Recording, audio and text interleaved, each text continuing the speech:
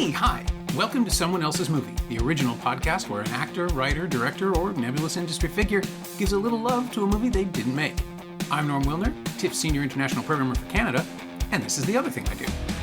My guests this week are Sheila McCarthy and Mackenzie Donaldson, respectively an actor and filmmaker who are also mother and daughter, and collaborators on the new dystopian thriller All the Lost Ones, set in a post-collapse world where a handful of people try to stay ahead of an armed militia. It's now playing in Toronto at the Carlton Cinema, so it felt like the perfect moment to bring them onto the show together to talk about a movie they both find meaningful. That turned out to be The Wizard of Oz, the 1939 MGM fantasy starring Judy Garland as Dorothy Gale, a Kansas farm girl who finds herself, and her little dog Toto, in a magical land of wicked witches, tin men, scarecrows, and cowardly lions, to say nothing of the flying monkeys, and undertakes an epic journey to the Emerald City and the all-powerful wizard who can send her back home. It's got songs, it's got scares, it's got Technicolor, and just like last week's pick, City Lights, it's a film that defined an entire genre for generations to come. You know what I mean. This is Someone Else's Movie. When I was asked to choose a film and then to be interviewed with one of the stars of All the Lost Ones and my mother, Sheila McCarthy, I was trying to think of movies that mean a lot to her and I. And to make the conversation full of fun stories from our past and watching it together, and it just sort of was like the top pick in my mind of those childhood films. And then Wicked is on everyone's minds, I think, right now. I haven't seen it yet, but you can't say that wasn't probably somewhere in my brain when I was brainstorming films and sending them to my mom. When Mackie's, it was classical, and it's also the idea of family too. I think the family in Wizard of Oz and the family in All the Lost Ones is a nice connection too, because I think there's so many different ideas of what family is. So we can talk about that. Sure. I mean, I want to start with the most obvious question is, like, when was the first time each of you saw The Wizard of Oz? Because, I mean, there's a generational divide here, obviously, but it's also almost 90 years old at this point. So I guess it's 85, right? It's 85 years old this year. Oh, I was a very little girl when I saw it and was absolutely terrified of the witch, of course, and the build up to the witch coming. It seemed to take so long. And then I was a little dancer, and the very first role I played was the Wicked Witch of the West. So that's had a profound effect on my entire life. And then, of course, I think I exposed Mackenzie to it when she was far too little. But you can speak to that. I wouldn't say I remember the first time I saw the film, because I watched it when I was so little, and I think I was terrified for a long time. But I definitely remember watching it at McGill in one of my film classes, and sort of, I'd watched it a million times before that, but I remember sort of that being a sort of profound moment, and with the history of cinema and learning about that decade in American cinema, and then watching that film, it definitely had a lot of it resonated differently than it did when I was probably 2 years old and was terrified. You know what's interesting? When I saw it as a little girl, we saw it once a year before Christmas. We saw Peter Pan with Mary Martin and The Wizard of Oz once a year. And the effect that it had on me as a child was through the roof. And when Mackie was watching it as a little girl, it was on a loop. It was a VHS tape on a loop. And I'm not sure which effect would have been more profound, seeing it over and over and over, to the point where I don't think I can watch The Wizard of Oz again. But you were obsessed with it, Mackie, as a little girl. You couldn't get enough of it. That and several other films. So, I mean, that's what I remember about you being exposed to it. It's interesting, isn't it? Seeing things once. Yeah, that's more or less, my dad had 6 videotapes for the kids when we were able to watch something. So it was Star Wars and Superman and Jaws. And those were the ones that we watched over and over and over and over again. But once VCRs became widespread, because this was beta, by the way, this is how far back it goes. Mm-hmm. But once the VCR was in everybody's household, kids could gorge on the same thing over and over again. Yeah. And you hear the same story now that, children now just want Bluey. And it doesn't matter if they've seen the episode before. It's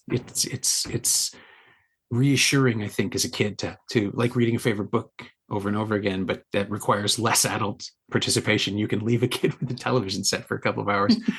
No, it's interesting that whole concept. One other connection is that but this is sort of name dropping, but Liza Minnelli has been a very good friend of mine for many, many years. We did a movie together called Stepping Out when Mackie was 2.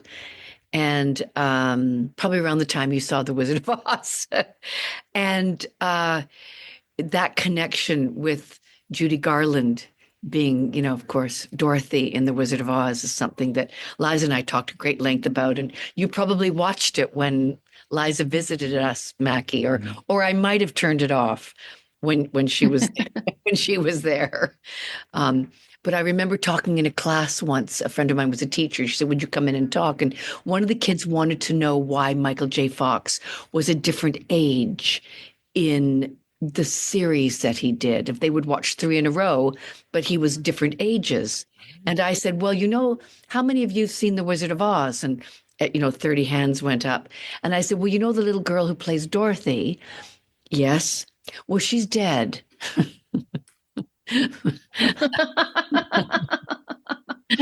Which was a fabulous way to explain how children can be a different age in television. And it was like, oh my God, these grade 2s, they were all, what, Dorothy's dead? So anyway, we have lots of very different, diverse connections to The Wizard of Oz, but it's a masterpiece. It is in terms of its epic size, as is, I'll segue, Mackie's masterpiece, All the Lost Ones. And I didn't realize what a big movie she was creating when I was, playing the part. And also when I saw the movie, I just thought I was a little munchkin in the movie. So. Yeah, you are world building. It's true. The world of All the Lost Ones it's a very intimate apocalypse. It's a film that holds back a lot of detail, and we have to figure it out through dialogue and inference about why this world is the way this world is. Whereas in The Wizard of Oz, everyone is constantly explaining everything to Dorothy because she's a complete innocent. She doesn't belong there. She's a stranger. There's that wonderful TV guide summary, which I'm pretty sure isn't real, but I see it every year on Twitter or whatever social media platform I'm using at that time, about how, like a young woman invades a land, murders its guardian, enlists other monsters to make a rampaging path on their way to the Emerald City, where they finally kill the viceroys. Like it's really, really clever before exposing and deposing the fraudulent leader. It's not wrong. It's like, that is one valid interpretation of The Wizard of Oz. It's just that that description, it doesn't really include all the singing. Yeah. and the fact that or that you're in her POV and that you feel like she's the hero. Yeah. And it's a dream. Sadly, in All the Lost Ones, it's not a dream. It's the opposite of a dream. Yeah, no, it's true. That film does not allow for the release of fantasy. And but what I do love about what you were just saying is that, like, and is that, and I think something that I liked exploring in All the Lost Ones, and if I could pick a different part of the world of that world that I built, I would pick the other side, because I think villains are just humans trying to do their best. And we all make mistakes, and sometimes they're worse and sometimes they're lesser. But that description of Dorothy and, her group of monsters that invade and kill the leader, I mean, that's what you could say on either side of the war that I created in my piece, to an extent. And I think that that's one of the beautiful things about looking at and examining evil and power dynamics in film and and storytelling.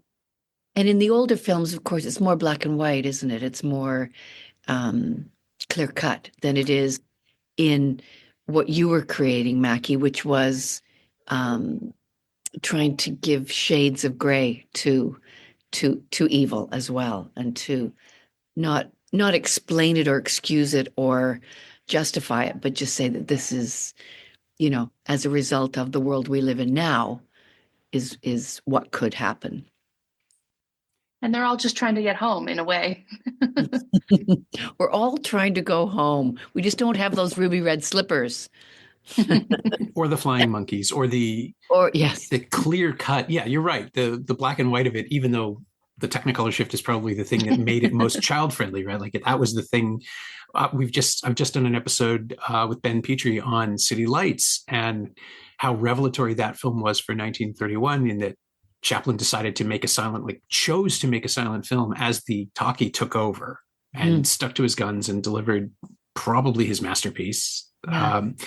And here MGM was looking for spectacle, and they had, by starting in sepia, they basically tricked the audience into thinking it was going to be a Dust Bowl Depression era adventure. I'm sure these are also apocryphal stories, but there are stories of people running out to demand their money back because they thought they were in the wrong film if they missed the credits and didn't realize that this was going to be that this was the fantasy, that the magical world of Oz was just 15 minutes in. Mm-hmm. But it's also this incredibly complicated production that chewed up actors and went through directors and was a financial disappointment initially. It took 15 years, I think, for it to break even ultimately and become profitable. And then once television came along, that just saved it, that it became a perennial. But it still demands this buy-in from the audience that you're going to watch a world of magical creatures and silliness and singing. And also, the stakes are really clear. The Wicked Witch of the West is wicked. Glinda is the good witch. I haven't seen Wicked myself, and I'm curious to find out if, that's part of the schooling. Do you actually get to choose whether you're good or evil? Because as I understand it, the whole narrative of Wicked is that they're kind of neutral initially. Mm-hmm.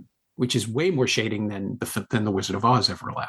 Mm-hmm. Oh, it's Wicked is way more shaded and way more complicated in the portrayal of how one becomes good or bad, and what is good. Is it a marketing scheme? Is it PR? To a certain extent, are we all a bit of both? So I think that you'll be very surprised that of the backstory of the Wicked Witch of the West. Just like all good villains have complicated and fascinating backstories. They weren't always, they didn't always choose the dark side. Yeah. And I think that,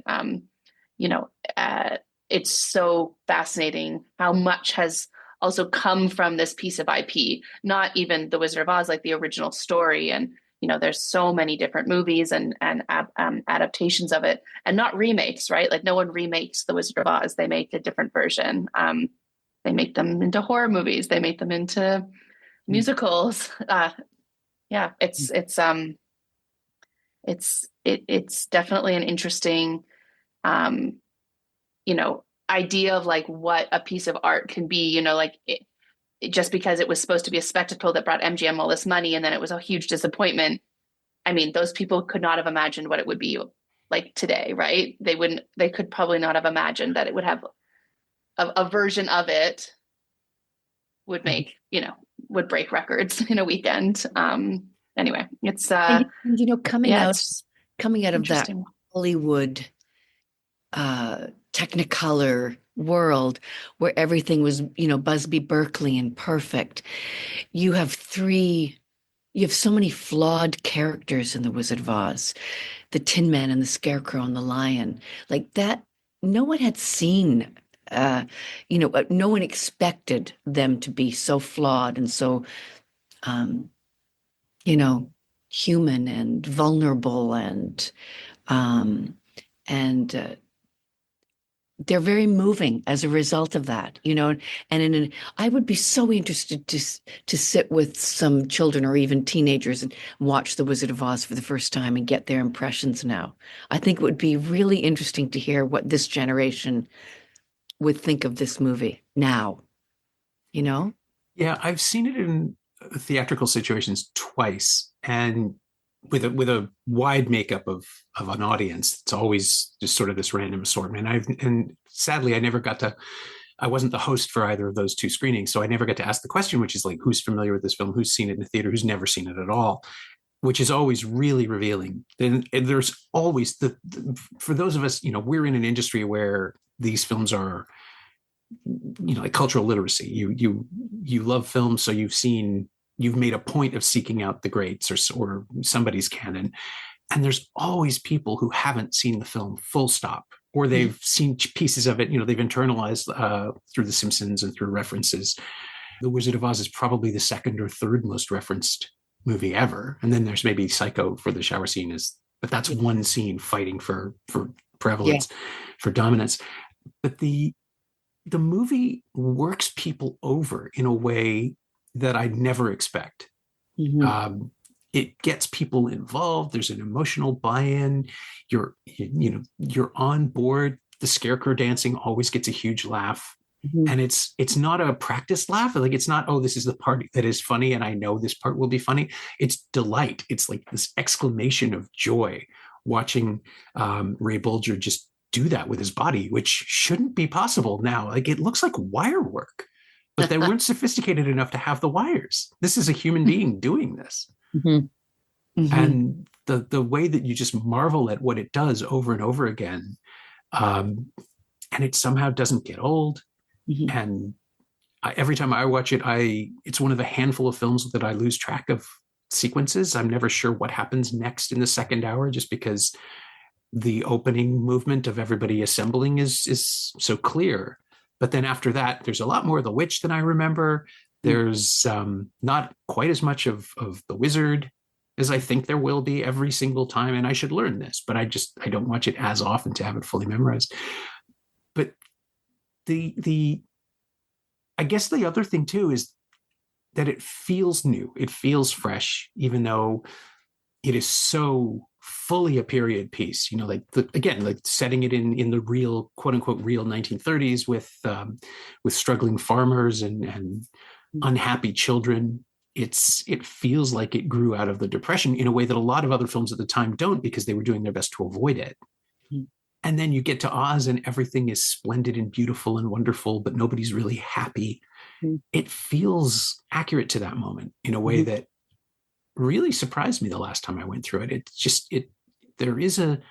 Obviously there's a sadness. Like, Over the Rainbow is one of the most melancholy songs ever written, as well as the quintessential I Want song that Disney has been running off of ever since. But it's not nearly as happy as everyone remembers. And so the flying monkeys being scary and all the intensity of the scarecrow being ripped apart and the tin men squeaking and shrieking, those are legitimately upsetting. They are. I remember watching it and I still am filled with dread for the entire film. Just not even as a child. There's this foreboding feeling of dread from the very beginning with the cyclone until you're crying at the end, a feeling of something just awful is going to happen. And there are not a lot of films that conjure up that same overall sense of dread that I can think of when I watch that film. Maybe that's why I don't watch it. Like, that never gets old. No, there's a terrible loneliness to everybody. I mean, I think I can like the lion. I just is the saddest character, and there is really a strange tone to it that, when you say it in a log line, you could never ever capture the feeling that it gives people. And the fact that became a classic is amazing. And I think it we have to give it credit, it's a genre film, right? I mean, yes, it's the children's film, I say in quotation marks, but it's a genre film. It's fantasy, and it's kind of a bit of a horror film, in lots of ways, and I think that allows these more fantastical characters to feel these human emotions and make us as the viewer feel these human emotions that, a straight drama or a straight story about a little girl going missing and trying to find home, it could never have as much impact. And that's one of the beautiful things that I love about genre films, and what always attracts me to the whole spectrum from sci-fi to near-fi to horror, personally.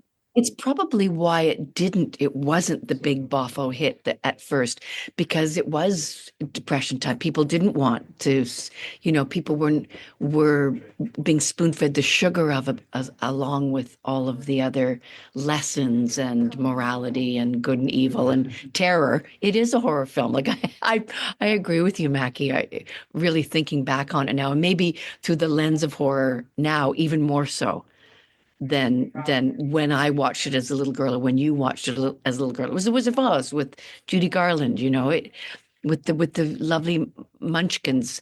But it's like It's a Wonderful Life. That didn't get its audience for years and years and years. People were very depressed by that film, and I think The Wizard of Oz shocked people, didn't it?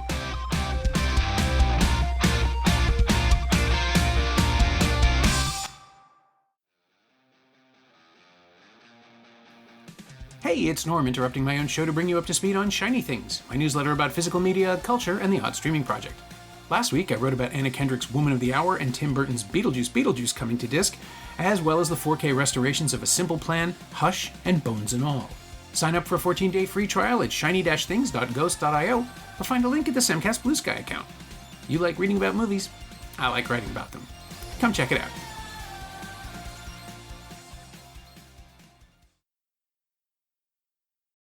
It is a Shaggy Dog story. Like, there is no point to it. There's no reward. It's a fever dream. Dorothy is told she had the power to go back all along. The characters are told that they have the essential qualities that they believed they lacked, which is, again, a total bootstrap story for America. Everything will be okay if you just rely on yourselves. As the clouds of war gather around the world and everything is about to go to hell. But the last time I watched it, it's strange. It almost felt like Casablanca to me. Like the same kind of unconscious thing is happening. There's this energy about working together and defeating clear-cut and defined evil, only to find out that the person telling you to do these things is just a paper tiger. And the end of Casablanca is Rick and Louis going off to fight in the resistance and finally take a side. But The Wizard of Oz is about how this massive triumph you've attained really didn't do anything for anyone and not even for you. Like, Dorothy just comes out of a coma. I love watching the sort of the parallel sequels and prequels try to figure this out, like Sam Raimi's film Oz the Great and Powerful, which basically announces that James Franco's character is going to be trapped in a child's fever dream forever, which I don't think is the point of the books. It certainly isn't the point of the original film. But if there is a message, and I don't know that there is, it's encouraging, but also acknowledging that an individual is powerless. That Dorothy doesn't really. She throws water on a witch in a tantrum. That's the most heroic thing she does. But the real heroism is the friends we make along the way and the journey and all of that. It's a cliche for a reason. And yeah, Mackenzie, exactly what you said about genre. It's defining a language that everyone is going to use for decades going forward. It's a touchstone because of television, but that means everyone knows what the man behind the curtain means and what the scarecrow and what the Tin Man means. We all have an understanding of the really clear archetypal values that it sets out in its characters and in its conflicts. But in the film, it really is just one thing after another. I don't think that I think that's a strength, because so much of Baum's book is so weird And those books are bizarre. The only film that's come even close to capturing any of it is probably Return to Oz. And that is a legitimate nightmare for children. I cannot. That movie, it is so terrifying. That film, I don't think I could ever show it to my children. Like, I mean, I hope they'll probably want to watch it, but it is such a scary. It is the closest thing to the books for sure. It's like a, that film, like, it still haunts my nightmares. The empty hallways and the feeling of that film is probably the closest to the book. I agree, and and it's wild. Like, we all know what the Yellow Brick Road is, right? Like, there's how many films have not just one thing, but like you just named about 7, and we could probably at least round it out to 10 that are fully statements that we all know, use, understand, and have become part of like our lexicon. It's quite impactful for, like you said, a story that, what is it about? I mean, it's definitely reflective of the American dream, no question. It's definitely critical of the American dream, I think. And, that like, I think it is, there's sort of a socialist statement inside of it, maybe about, family and keeping, and you need your community. You don't need the big man that's in charge of it all. There's definitely a criticism of the times that it was created, out of the Depression, like you mentioned earlier. And all of that for children, it's you could also say there's the overriding theme of be careful what you wish for. It's about longing. It's about the grass is not always greener. It's about wanting something that you don't have, which is a great part of the American void, I would say, is never having enough, always wanting something different, something better, something bigger.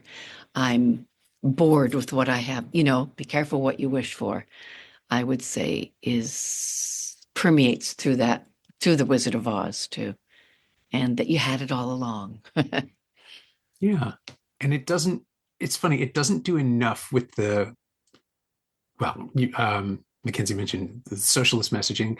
It does have a really strong anti-government stance if you come at it from Miss Gulch trying to take Toto away, right? That's government overreach, the school teacher just being cruel for no particular reason. And I do want to take a second and talk about Margaret Hamilton and how magnificent. It was a week in her life. Mm-hmm.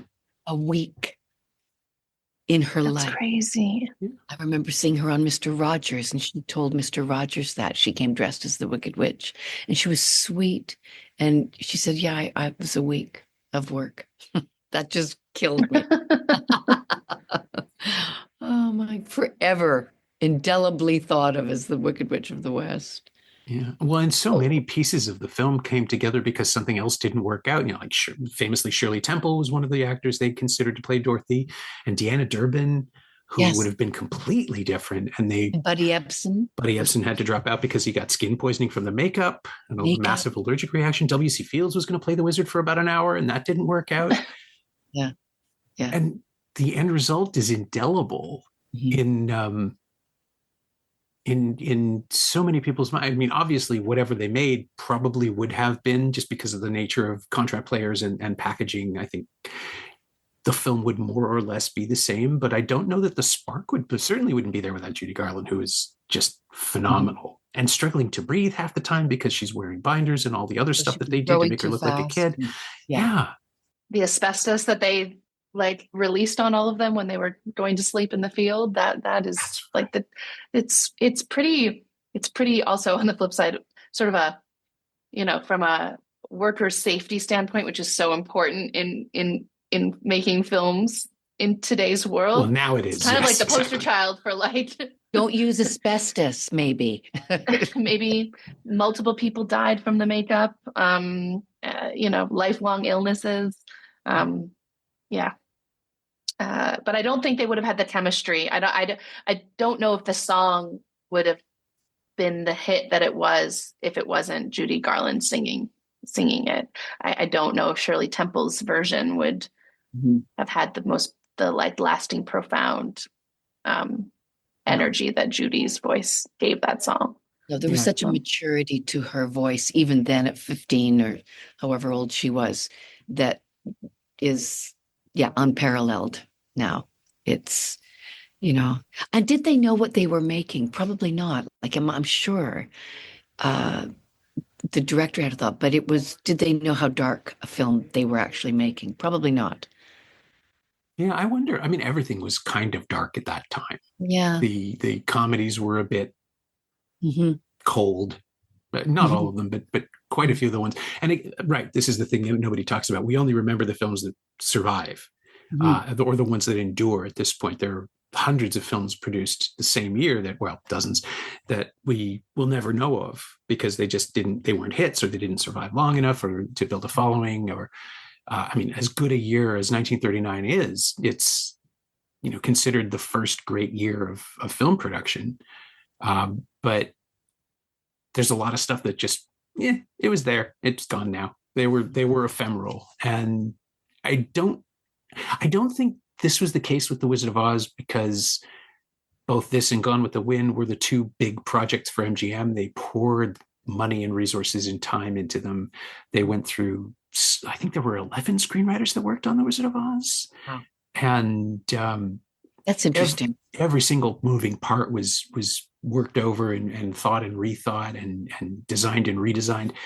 It was their other prestige film. Gone with the Wind was the monster in the end that did take off and make millions and millions of dollars and win the Oscars and all of that. But The Wizard of Oz was supposed to be the big family picture, and it was. It just wasn't big enough until television saved it.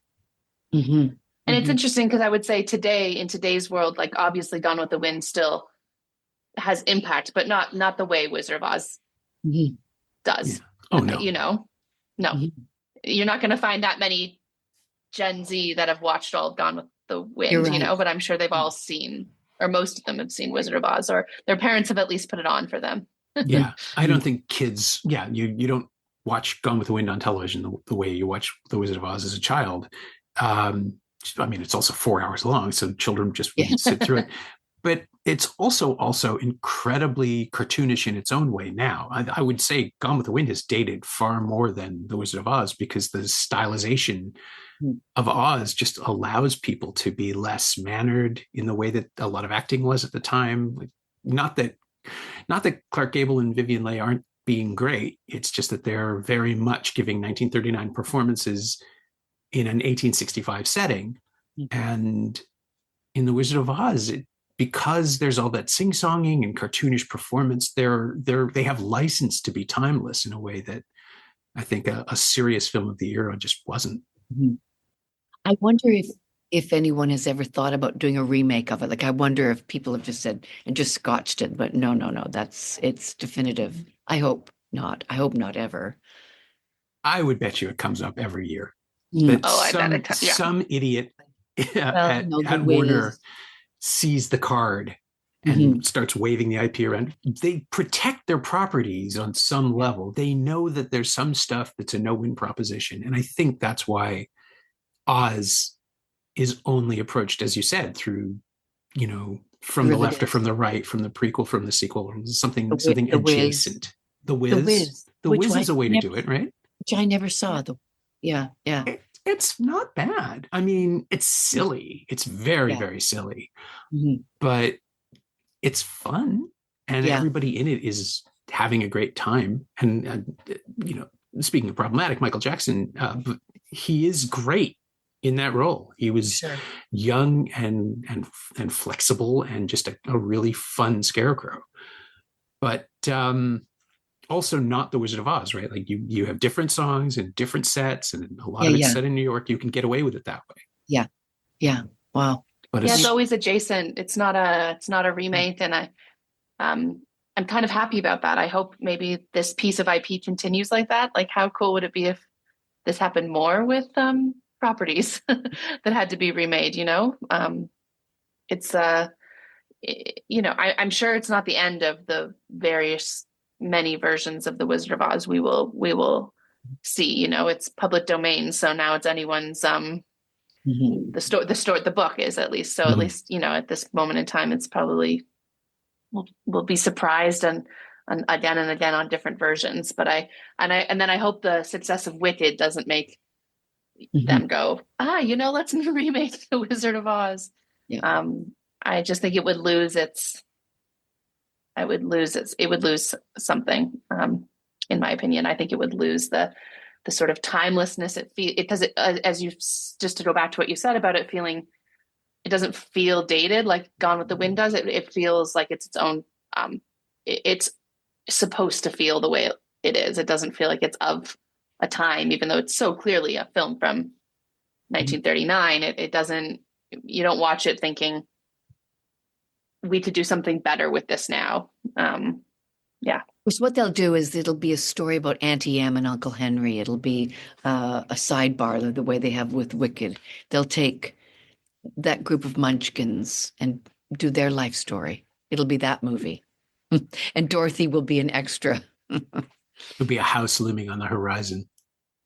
They've already made Minions, and Minions is just sort of like the Munchkins, but animated. Yeah, you're right. Right, it was very much. And I think there was a movie about the Munchkins actually in a hotel. Yes, I was going to say it's called Under the Rainbow. It's about the production of the film. Chevy Chase. It's not good. Yes. I never saw it. It was about what those Munchkins, and they were all drunk in a hotel or something. Yes. Yeah, it's an extremely basic interpretation of what what being a jobbing actor was. And I mean, there's a great idea in there, but I think, though, if they are going to make another version of The Wizard of Oz, it would probably be a making of. It would be a docu comedy drama about the struggle. But then you have to cast it, and that's a nightmare. Yeah, yes. Because they can't have enough footage. Well, who knows if there's any footage of the making of that's been hidden away, locked in a crypt somewhere. Yeah, I think there's some Super 8 footage that turned up on one of the documentaries in one of the Blu-ray sets or one of the DVD sets way back when. But I mean, you could make a movie about Auntie Em and Uncle Henry. I would cast, I'd say, Ryan Gosling and Michelle Williams and see where that goes. There you go. At the same time, and call it The Grapes of romantic Wrath. Comedy. No, but there's just no point. Those characters don't need to exist as anything other than the character, like the two-dimensional supportive figures that we see. And don't forget, it's only one sleep because of the dream. So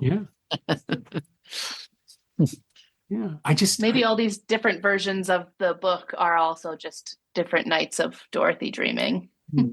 Oh, that's interesting. There you go. And that's explained for Isabok in Return to Oz, who's just enduring electroshock therapy and having nightmares and PTSD from her voyage and her visions, because it is truly horrifying. Oz was not something to be returned to. Although the whole point of the movie is by going back, she manages to overcome her trauma and fix the problem she was having. But still, just a nightmare. Is it politically correct now, the Wizard of Oz? I mean, I don't think it's any less politically correct. You could argue that the use of little people as the Munchkins is childish and infantile, but I don't know that they have their own dignity, the characters. So I think that's technically okay. And that's the worst thing I can think of. I mean, it's a pretty white world. Yeah, they're not being maligned, really. No one maligns them, do they? I don't think. The Munchkins are the heroes of their own community. The flying monkeys, maybe. Yeah. That's probably not. There's probably something to pick apart there. Yeah. Well, I mean, certainly the use of characters of color as villains. Yes. Is pretty simple. Although, again, a Green Witch, I think it's probably more of an anti-Semitic trope than anything else at that point in time. I am curious to see how Wicked handles that. She's just green, right? Like there aren't green. A race of green characters. She's just uniquely green. Yeah, she's born green. She is uniquely green. They tell the backstory of why she's green and how she became green, or how she was born. She was born green, but they do tell that story, and it's connected to Oz. It's not. I think the film has a new political angle to it with the casting of Cynthia Erivo, the character, but who's But I think it's being celebrated more than anything. Mhm. I think the themes of the themes in the musical are more prevalent. I haven't seen it, so I'm speculating here, but are more prevalent with a Black actress in that role. Yeah. That was definitely the sense that I got from the marketing and from the casting in the first place. But I am curious to see that. And John Chu is definitely a smart filmmaker. So what I'm so excited about is, similar to the original Wizard of Oz, so much of Wicked, of this new Wicked, it was practical and done in studio and in camera. It was getting criticized for too much CGI, and of course, there's going to be so much CGI in it. I mean, we live in 2024, but when you watch the behind the scenes of the forest they build and the sets they built, I mean, it's like such a crazy spectacle. I mean, to get to dream that and build that as the production with like the production designer and the crew, like that must have been just extraordinary to get to do all of that practical, the singing practical, like all those elements that I'm sure were actually pretty similar probably to the making of the Wizard of Oz that we're here to talk about. I think that's a really interesting parallel, and a lot of films of spectacle of that size that are made today don't get to do that, right? Like you're told, the cheaper, easier version is to not build the forest and the robotic trees and all that stuff, So I think that's really exciting. Yeah. And you can always tell when actors are working with nothing. There's some weightlessness to green screen that can be incredibly compelling. I know Women Talking was almost entirely shot that way, but because you have each other, the actors are working together, the props in the barn are real, and our brains don't even think about it because it's not fantastical. It processes fine. But something like, an Avengers movie where people are making wizard hands against each other, and then the backdrop is filled in with all this digital stuff. It's cluttered and empty at the same time in a way that never serves the concept of story. It's fun working on it, though. It's really fun because you really have to play. And it's very working on CGI, but like green screen it is very childlike to do as an actor. It's fun. Physically, it's fun. I vote for CGI. I would love to be part of that, to stand on the set and see how it works, because the mechanics of it are fascinating. But there's none of that in All the Lost Ones. That film is practical. Oh yeah. Right? Yeah. And most of the apocalypse is beyond the frame anyway, technically, right? Because it's after that. Yeah. No, it is mostly practical. None of the gunfire is real, but because I didn't want real guns on my set. And there's a few things here or there that are obviously tweaked with visual effects, but no, we were in the real space. And that was important to me, with the theme of climate change being part of the world building, the backstory of the war. It was important to me that the world looked beautiful and not like a dystopian, destructed world, because we're living it right now and the world is beautiful and climate change is real and happening. So I wanted that to be reflected in the film, and the place we shot it in is very important. And the location of North Bay and Mattawa are a character in the film, and nature is a character in the film. And so, no, I don't think that one could be done on a green screen. Is there anything of The Wizard of Oz that you used in this film or would like to use in subsequent work? Is there anything you stole or referenced, or is it just the touchstone that shouldn't be stolen from anymore? I think it's so ingrained in all of our brains and in our culture that I think you'd be lying if you weren't stealing from it, even subconsciously. A group of misfits coming together to go on an adventure, to try to find home, to try to beat evil. I mean, that's a story as old as time, and definitely a story that I told in All the Lost Ones. Not with a musical, but with a bit more scary drama. But yeah, I think it will influence things. I would love to get to make something that's colorful and bright and plays with otherworldliness in a different way than sort of the more gritty, grounded near-fi that I did in all the Lost Ones. I'm ready to not live in that world anymore, and made something a bit more fantastical. So I think looking forward, that would be something I would steal from Wizard of Oz or be influenced by. But from a story and a journey, I think we'll see many movies that are a lot of those elements over and over and over again, because it's a human story. And there's not many human stories.